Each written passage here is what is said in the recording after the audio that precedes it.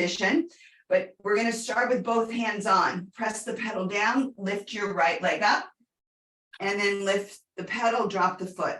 3, 2, 1. Now, hold the pedal right above the base and draw the knee in like a cat.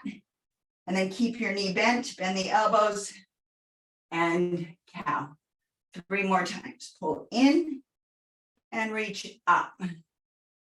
2 and 1. Pedal down, toe down. Just let the pedal come up. Take a nice little stretch here. And then bring yourself back into neutral. Pedal down.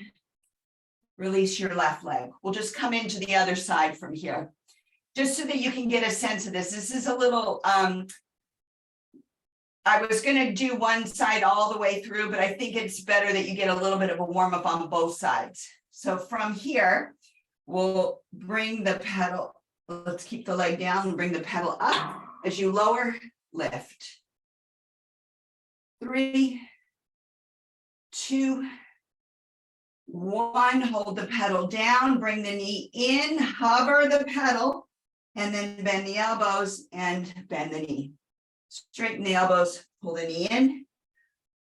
2 more. And 1.